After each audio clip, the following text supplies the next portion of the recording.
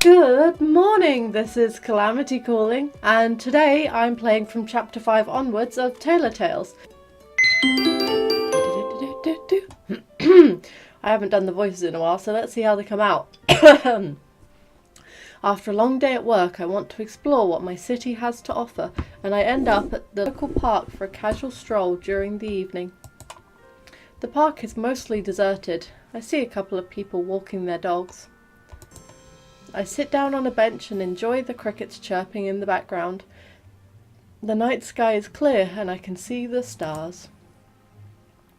Business has been going fine so far. It's hard work, but I think I've finally settled in a pace that I like. Nothing has really disturbed me from my work, even though sometimes my thoughts wander off to my memories of a certain purple-haired boy. Ever since that day in the coffee shop, I kept thinking of Neil when he was little. That line really needs more context. The memory has always held a special place in my heart, even though nothing extraordinary happened back then. He was a lost and scared little boy and I helped him out. I just never realised he thought I was a boy as well. Regardless, mixing up my gender shouldn't have Neil freaked out so much, but I can't pinpoint exactly what it is that got Neil in such a tizzy. Not that I can really do anything about it, because I haven't really spoken to him since. I've seen him a couple of times in passing, usually near the hospital. He might work there, but I'm not sure. Nevertheless, every time I've seen him, he's either not noticed me or pretended not to notice me. I'm annoyed by it either way. I figured we could be friends after finding out we had met each other before in childhood, but I guess I was wrong. Suddenly, I hear someone approach me in the dead of night, and I stare into the distance to try and figure out who it is. Not a second later, and I see Neil emerge from the darkness, his head hanging low, looking at the ground. He hasn't noticed me. He's too engrossed into whatever he's doing. He seems he's looking around for something, because he's checking every spot on the trail, and then sighing when there's nothing there. He stops at a trash can and looks around the ground over there, crouching down to get a better view. I chew on my lip, deciding whether or not to call out to him. Then, of course, I remember the last time we spoke. He wasn't very welcoming back then. In fact, he wanted me to stop talking to him, so should I even bother? I watch him for a few silent seconds, deciding whether or not to approach him. I'll be nice. It's a horrible feeling when you've lost something. Are you looking for something? I ask out loud. Neil suddenly jumps back from his feet and frantically looks around to see where the noise came from. When his eyes finally land on me, he quickly composes himself and then twists his face into a scowl. That is none of your business, he says. I glare at him in response. I was only asking a simple question. He doesn't need to be so rude about it. It's obvious he's looking for something. Why he'd reply like that to me, I have no idea. Neil proceeds to look around like I'm not even there, and the idea of a quiet evening at the park is suddenly sullied. Are you sure you didn't lose anything? I ask. Are you always this nosy? Neil huffs at me. He turns to me. If you must know so badly, I lost a watch of mine. Want me to help you look for it? I offer. I am an adult. I can manage just fine without your help, he says in a grouchy voice. He continues to look around, ignoring me. It's so hard to get along with him. I guess having met each other when we were kids doesn't mean we get to be friends when we're adults. The thought leaves me a little sad. I try my best to ignore Neil, but I'm starting to feel unwelcome here, with the way he's deliberately not looking at me or searching in my general area. I decide to leave. No point staying when I can't enjoy the peace and quiet of a night with someone rustling behind me. So, I get up from my wooden bench, dust off my clothes, and start to leave. I walk in a faster pace because I really don't like how I can feel Neil's eyes burning a hole in my back. That's also when I hear this piercing sound of shattering glass. I look down at my feet. It seems the heel of my shoe has been driven into the glass of a silver watch. My mouth slowly shapes into an O. I think I found your watch, I say nervously. I take a small step sideways and pick up the broken and expensive-looking watch. There's a huge crack in the glass. I grimace at it. I think you may be doing this on purpose, says Neil as he has gotten caught up with me. I wonder what these buttons do. Ah. Okay. Ah! Cancel. Sorry, I just wanted to see what the buttons did. He snatches the watch out of my hand and inspects it, his eyes studying the broken glass. I cringe in anticipation of what he's going to say. I require you to pay for a replacement as soon as possible. I want to protest, but I have no leg to stand on. I sheepishly nod my head. How much was it? Around 6,000 euros. What? I don't have that kind of money to spend. I shriek out. That's way too much. You should have thought of that before your heel punctured my watch, he said coolly. Like, on the one hand, I want to defend myself because he's acting like I did it on purpose and he's just generally being a bit of a dick to me. But also, I did break his watch and I do feel bad about that, so... And it's not his fault he lost it and it was in a bad place and I should have been looking, so I'll apologise. Well, I'm sorry. It was an accident. I didn't see it. I apologise. You didn't see the watch that you clearly knew I was looking for. Sure, he says sarcastically. Perhaps you need an appointment with an optician. I've seen you trip over your own two left feet to spill coffee over me. Then that same foot was used to shatter my watch. Clearly, you are in dire need of glasses, he continues his verbal assault. Also, up you, there is nothing wrong with glasses. I feel myself shrink at his words, unable to really say anything back to him. Yes, I've acted clumsy lately, but it wasn't on purpose. Those were honest mistakes. It could happen to anyone. What do you want me to do? Apologise again? I ask. I don't know how to please this unpleasant person. Neil brings a hand to his forehead and sighs. I'll contact you again regarding the watch, and I hope by then you've learned to walk on 2 feet again. Ugh, what a dick. Neil gives me a pointed glare and leaves the park. I stomp the ground when he's out of my sight. What a mean jerk! There's no need to keep insulting me, even though I've ruined 2 personal items of his. If he can treat me like a human being, maybe then I'll cooperate with him.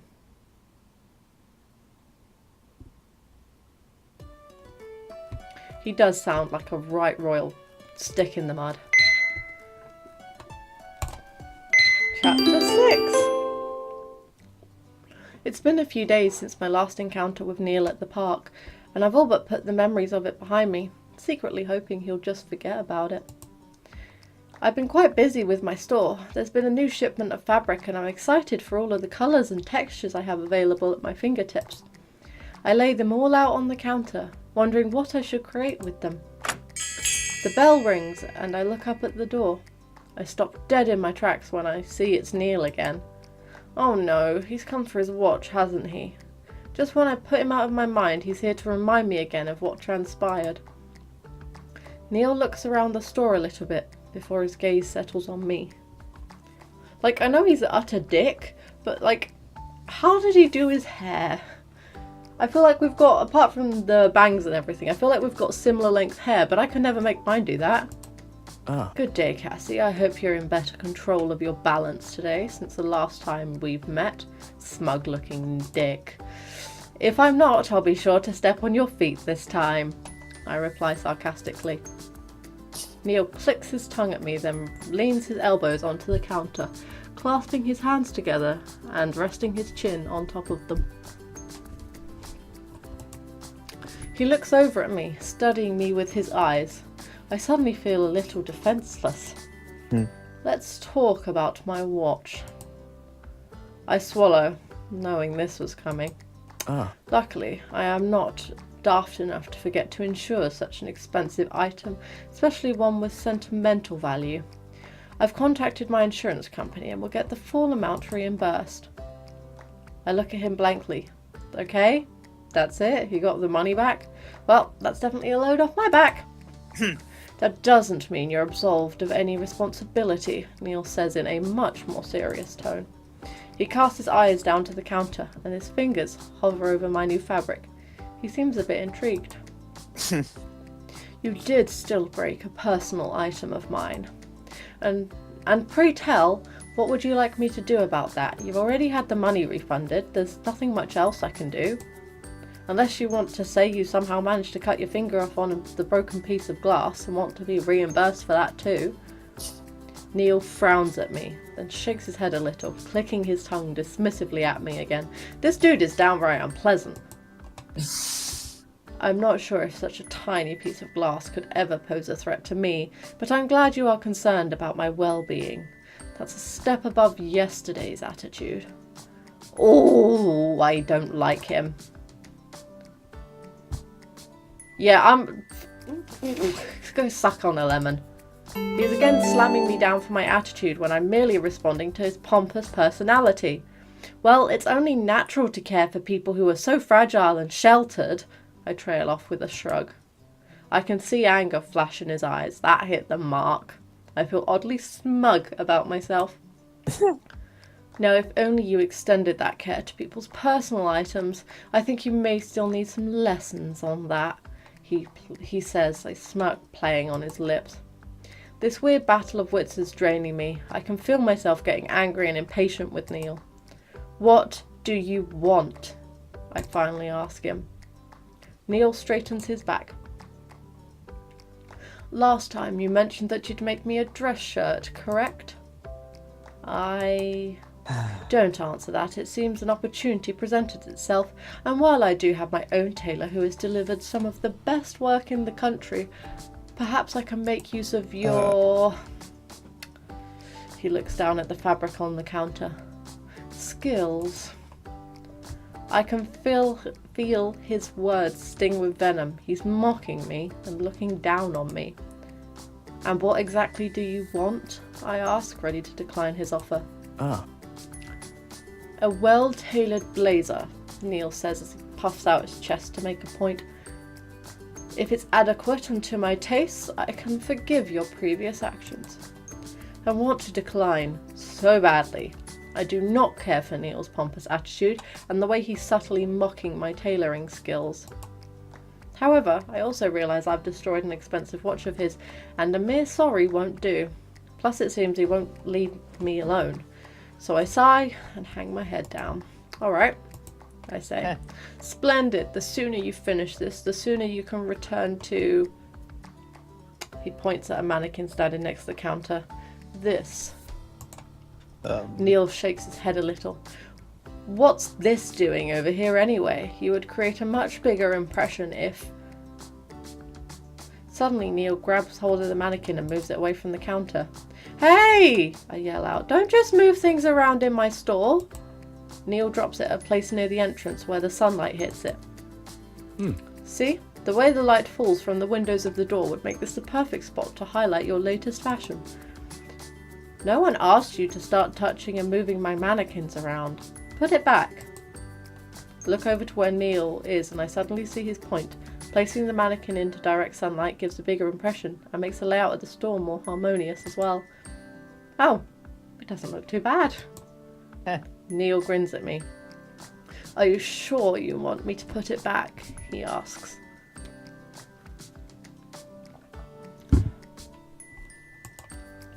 I have this sudden urge to wipe that smug look up on his face. I scrunch up my nose. No, leave it. Just stop touching my things. You know what? I'll return another time for the measurements. How about next Friday? It's not like I can say no, so I nod my head at him. Friday's fine, I guess. Very well. I'll see you then. Good day. Neil fixes his collar, then looks at the mannequin with a nod and leaves the store. I'm never going to get rid of this guy, am I?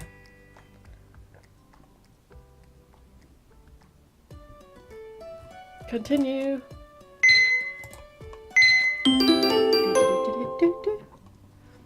Today, Sarah decided to come over and take some pictures with me. I use her skills as a photographer to get the best shots of my clothing line, then use them to advertise my boutique by spreading flyers. It's been working pretty well, and me and Sarah are just now wrapping up another photo shoot that took place in the back room. We had a model pose for pictures, but I put a few outfits on myself as well. It was fun. I am in... Hang on, what voice did I give her? Do you remember? I am in love with the Sin and 20D. She says, no, why she just sounds like a Lady Neil. We'll work this out. She says as she's looking through the viewfinder in her recently purchased camera. I'm sure you've been non-stop gushing about it since you got it, I reply. I know, but you don't understand how great it is. The picture quality is amazing and it's the most compact and lightweight camera yet in the series. I simply smile at Sarah as she goes off on all the technical details about her camera. I don't really understand much about it, but I'm grateful that Sarah helped me stage photo shoots for my clothes. Without her, I don't know if I'd get any customers visiting the store at all. You know, looking at your pictures, you could simply be a model instead. You've got the height for it, and a pretty face. I smile sheepishly at Sarah for the compliment. I prefer making the clothes instead of wearing it. I'm only doing this for publicity. I know, I'm not complaining though. At least you're a friendly face. Most of my customers are vain models who think they're the hottest thing on the earth. Divas in the making. They'll even try and get me to work for them for free. For exposure, they say. Sarah shakes her head in disagreement. Then goes back to looking through her camera lens. There's a creep staring at us. I blink at her. Excuse me? Sarah fixes the zoom on her lens, still looking through the viewfinder. Yeah, purple-haired dude, right outside, looking at you. Isn't that the same guy from the cafe? She snaps a picture. I whip my head around and look over near the windows, but I don't see anyone. Huh, there isn't anyone there. Are you sure you saw someone? Sarah walks up to me and shows me the LCD screen of her camera. It has the last picture she took displayed upon it. See? The picture quality is so great that I can see with 100% certainty that it's Neil who's standing in front of my store, shielding his eyes from the sun to get a better look. His face looks oddly weird. I'm confused why he's peeking through my window. It's not Friday yet. Isn't that the same guy from the cafe? Has he been harassing you? Asked Sarah. Want me to beat him up for you? Oh no need. I think. Sarah watches me carefully. A bumpkin like you won't even recognise a dangerous situation if it hit you in the face. We're city folk here, it's different. How different? Sarah shrugs her shoulders. Dangerous. We get creeps here, just prowling around, looking for some pretty girl they can get their hands on. I frown at her and feel an odd chill run down my back. I'm sure that's not going to happen. Neil doesn't seem to be like that, I think. I only feel the sting of his words sometimes. Sarah puts her finger up in my face like a warning sign. See? That naivety is going to get you in trouble someday. Just be careful, okay? If something's bothering you, let me know. I smile at her and give her a light slap on the arm. You just want to be a hero for the pretty girl. Sarah grins at me. You know it. She tucks the camera inside of her bag. Anyway, I'll send you the pictures once I edit them. I'm sure they turned out quite awesomely. She sighs longingly. The Sin and 20D, my true love. Get a room, I joke. Sarah winks at me, then says goodbye. Once she's gone, I wonder about what she said about creeps and whatnot. Is it really that dangerous in this city? I haven't really felt uncomfortable or scared at all so far. Neil isn't dangerous, although I do question why he was outside my store just now, as he has no reason to be there, not until Friday anyway. Maybe he is a stalker or something. I decide to head outside my store and have a look around, but I see no one. It's quite puzzling why Neil was here just a few moments ago. I head back inside. I've got better things to do. Time passes by as I continue tending to my store, and eventually I place the close sign at the entrance and turn off the lights. Today was an okay day for business. I hope the pictures that Sarah took will help me out and boost my sales. I'll just need to spread the flyers around myself once I've got them printed. Waiting to take a well-deserved break, I head over onto the cafe. The sun is setting in the background, making everything glow a nice calming orange. As soon as I reach the cafe, I spot someone familiar in the distance. My eyes bulge out a little as I realise it's Neil. No way! Is Sarah right? Is he creep-stalking me?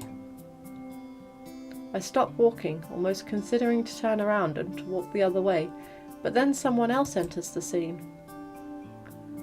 A nurse emerges from the hospital next to the cafe, running over towards Neil, waving a clipboard at him.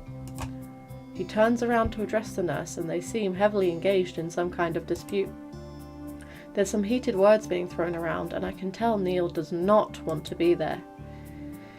Eventually, Neil signs something on the clipboard and quickly paces away from the nurse. Of course, that also means he's heading straight towards me. Oh? When he finally noticed me, I see genuine surprise on his face, but it's immediately replaced by an angry frown. Ah, great.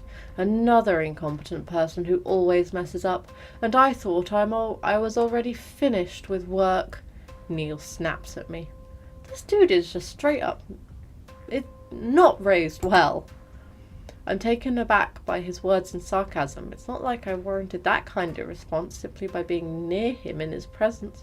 I haven't done anything yet.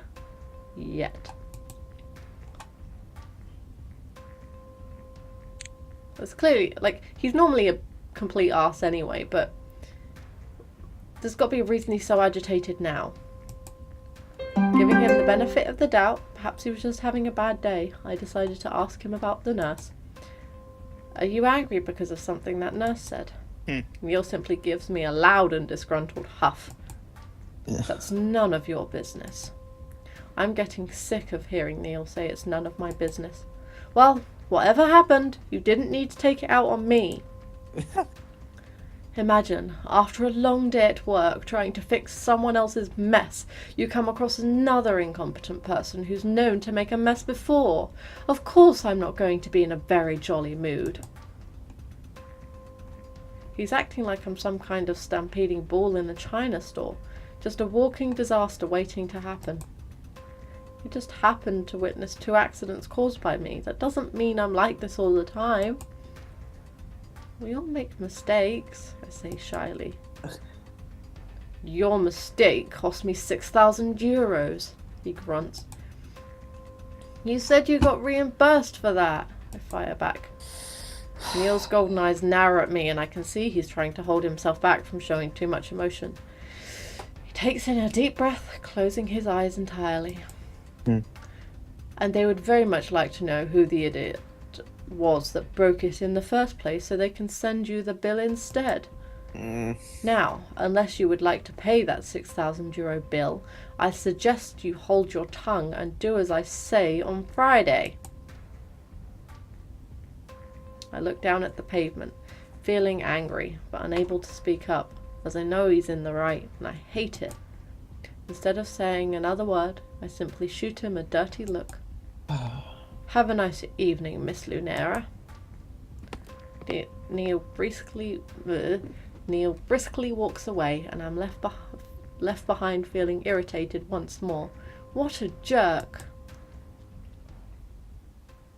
So, I'm going to end this one here for today, because I'm going to start picking very negative responses about Neil, because he's being a bit of a turnip. So, I hope you have a very lovely day, and most importantly, you do you.